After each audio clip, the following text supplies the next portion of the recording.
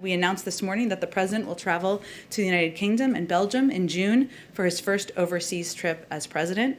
This trip will highlight his commitment to restoring our alliances, to revitalizing the transatlantic relationship, and working in close cooperation with our allies and multilateral partners to address global challenges and better secure America's interests.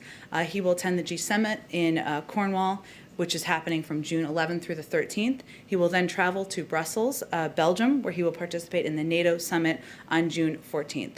The statement today mentions a bilateral meeting with Boris Johnson. Do you know any of the priorities that will be discussed at that meeting? And just relatedly, a couple of years ago, President Biden, before he was president, obviously, said he thinks Boris Johnson is the physical and emotional clone of Donald Trump. Does he still hold that view?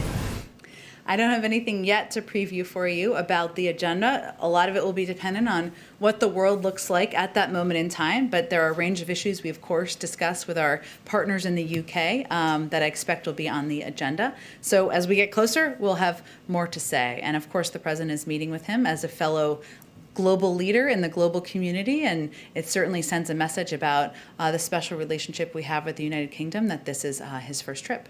And also the NATO summit, President Trump always liked to claim that he was successful in getting NATO members to pay more. Does this administration think President Trump deserves some credit for that, and are there elements of his approach that this administration will continue? I know he thought he invented that, but having worked in the Obama administration, I can say that the objective has always been encouraging members of NATO to pay more, pushing members of NATO to pay more, and that's consistently been the U.S. policy for some time. Would President Biden like to meet the Queen?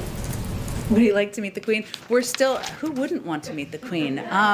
Don't you? For that. Well, we're still finalizing what the details are of the trip, so I certainly understand the interest. I'm interested as well myself, and we will have more to share with all of you as the final details are put together.